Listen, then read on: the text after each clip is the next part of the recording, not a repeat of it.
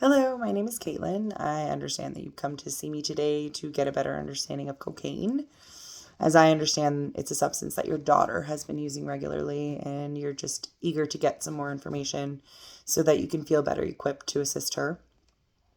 Just know that you can feel free to ask any questions during the explanation, or you can ask them at the end, whatever feels best for you.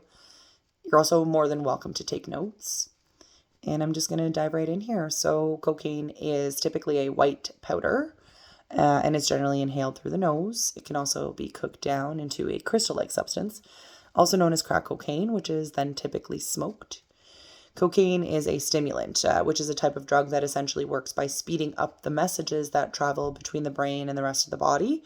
And they generally make a person feel more alert, awake, as well as increasing confidence and energy and providing feelings of heightened euphoria.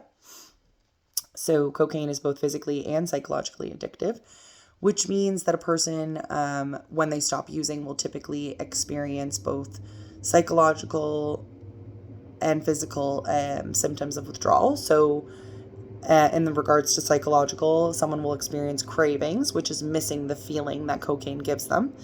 And as for physical withdrawal symptoms, a person might feel agitation, insomnia, as well as dehydration. Long-term use can also affect the reward processing center of the brain, which becomes overstimulated by cocaine and then fails to produce feelings of pleasure without the drug. So even if a person is doing things they typically enjoyed before the use of cocaine, they no longer feel pleasure from these things without cocaine. Stopping the use of cocaine also produces feelings of depression, paranoia, anxiety, as well as a loss of meaning in life. When it comes to treatment of cocaine, the first step is really ensuring that an individual wants to stop using and go to treatment. So, forcing someone into treatment is never a good idea and does not ever typically lead to long-term abstinence. So, the individual really needs to be in control of their recovery process, and that really does start with wanting to get treatment. So once an individual does express interest in quitting, this is when addiction centers or a family doctor can be contacted. So addiction centers offer both inpatient and outpatient programs. So an inpatient facility is where a person will go and live for a designated amount of time, and they receive 24-hour surveillance and care at this facility.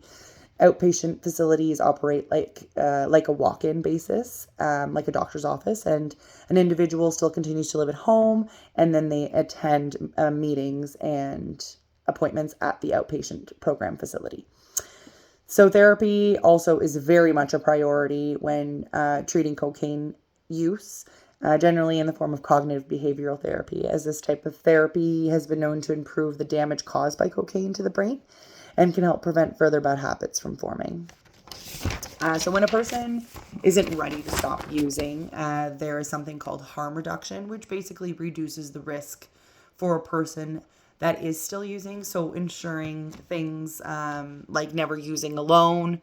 This, it helps to prevent incidents of overdoses because there is someone there to help and to call someone for help. Also ensuring that the cocaine is never mixed with any other substances like alcohol or other medications.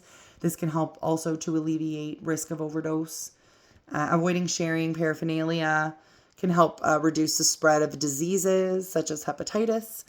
And then most importantly, I'd say seeking therapy for trauma can really alleviate the want to use. And these are just some examples of harm reduction, and I am absolutely more than willing to go into further detail about harm reduction if that is something that you and your daughter are interested in. So if a person does seek treatment, after treatment, relapse prevention steps are taken and a long-term plan is established so that the individual can continue to improve their well-being while remaining sober. Further research is always being done to better understand cocaine addiction and the best possible treatment measures.